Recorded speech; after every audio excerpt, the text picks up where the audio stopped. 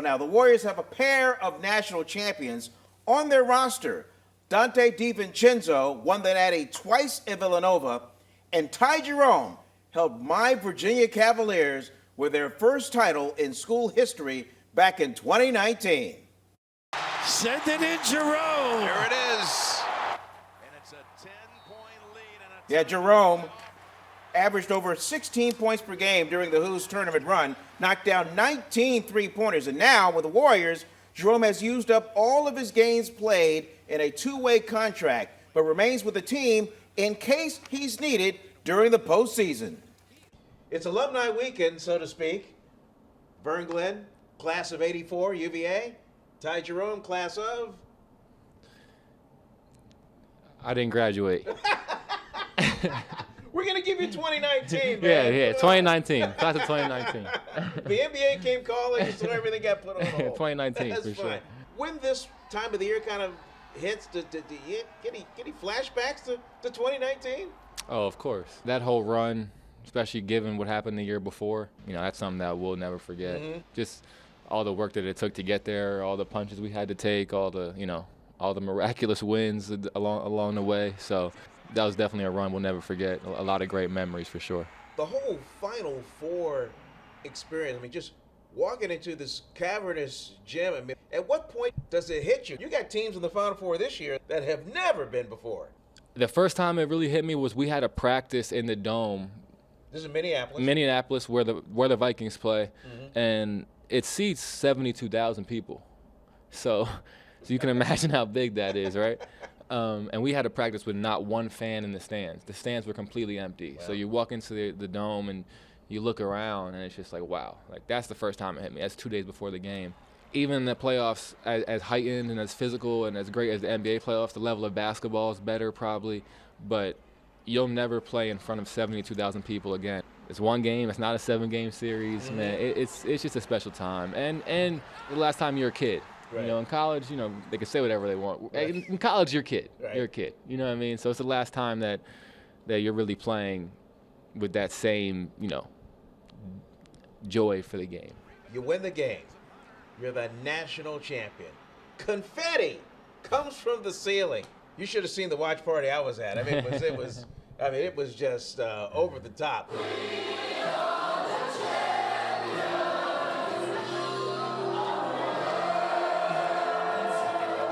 All right, Dennis, hey, it feels so good.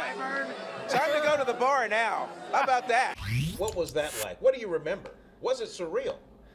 Oh, definitely surreal. Man, I remember looking around, everyone's running in different directions, and I took a beeline right to my family. They were kind of, right behind our bench, and I, ran right to them. I wanted to share that moment with them. And then, you get back on the stage, and the fans stay, and it was definitely surreal. There's a handful of you guys playing next level NBA basketball.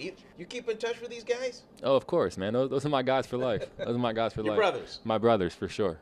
All of them. Every single one of those guys, like, even if we don't text all the time, like, we all try to get back to Virginia at least once or twice a year. Some of them have kids now, which is crazy to me. Wow. They hit that early. But what we accomplished together, what we went through together, the highs and lows, we'll always be bonded by that.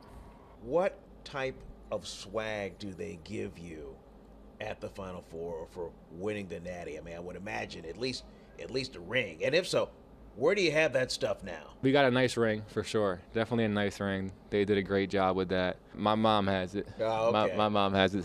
She's safe and sound. Just because, I've been in 3 cities in 4 years. So I don't, it's a lot to just travel. But I'll have a nice little trophy room when I, decide where I want to get my off-season house and all that. And I'll have a nice trophy room, and I'll keep it there. 2 more and we'll get out of here. First of all, what's it like having that Warriors over your chest? Man, talk about watching something as a kid. When I was kind of 8th grade through high school, I was watching these guys in the finals: Steph, Clay, Draymond, Andre, Loon. Am I missing anybody? Yeah, you've got the core. Sean Livingston, who's still around us. I was watching those guys in high school now. You know what I mean? So to kind of be making this run this year with them,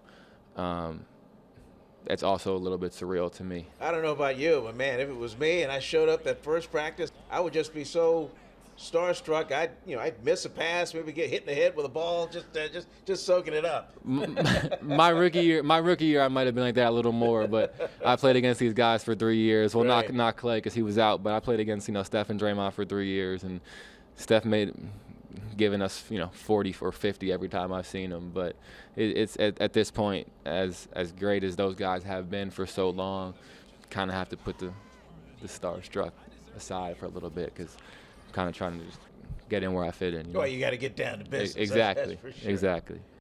Yeah, the interesting thing, Coach, is, and we got into a little bit, it didn't make Sure. the final cut of the tape, but they bounced back from UMBC. That's right. They were Right. the number 1 seed and got bounced by the year before. By the 16 seed. Yeah. First time it ever happened. Exactly, And yeah. UMBC beats them, and then they come back the next They year. come back the next and year. of course, I've known Tony Bennett and the family, and when they were at Washington State, and then he got the Virginia job, and he's been a tremendous coach and all the success. So, boy, it had to be doubly sweet to come all the way back after getting beat in the first round the year before and win it all. Yeah, So- you can't take it away from them.